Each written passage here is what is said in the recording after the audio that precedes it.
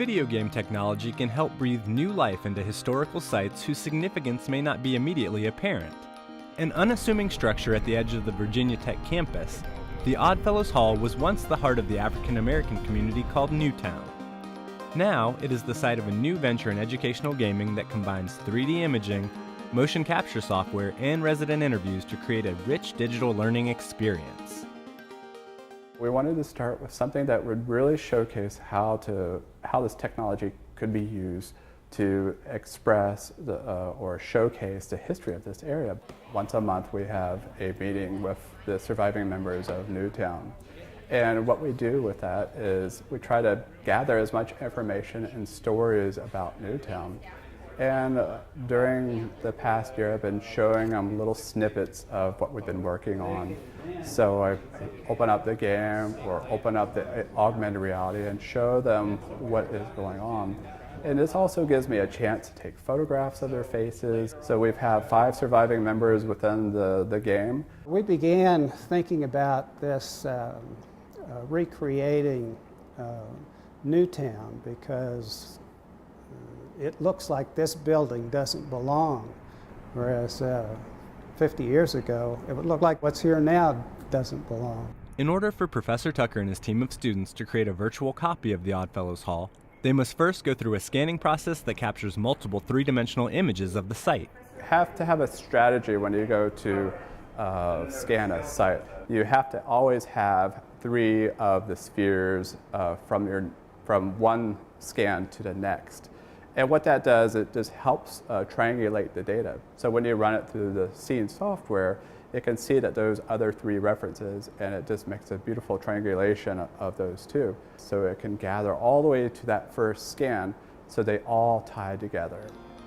There's still a lot of animating to be done, but when the team finishes the project in 2014, it will provide 5th graders in the region an opportunity to experience the community spirit and the vibrance of the Oddfellows Hall as it once was.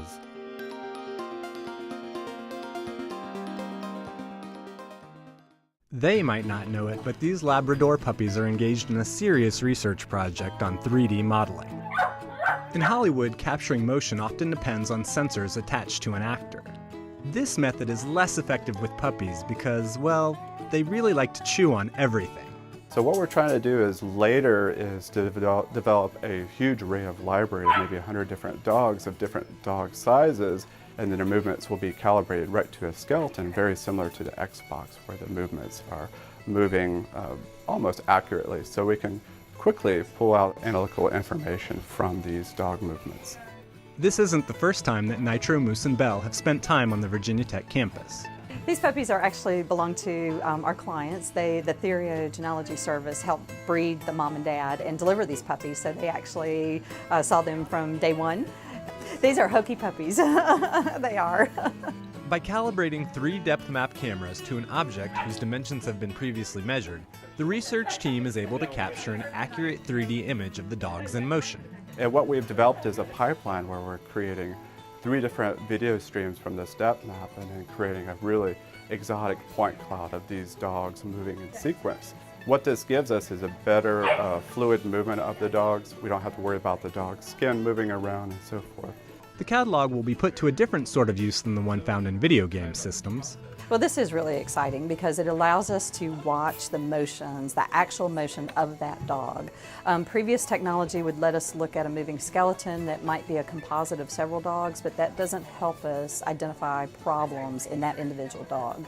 And working dogs tend to get arthritis, they tend to get back problems, lower back problems, knee problems, and our hope is that we can, by using this technology, we can watch how they move, say what the angle of their hips are when they stand up on their hind legs. And that'll let us, again, apply it to adult working dogs that might be having problems and hopefully help prevent problems in the long run.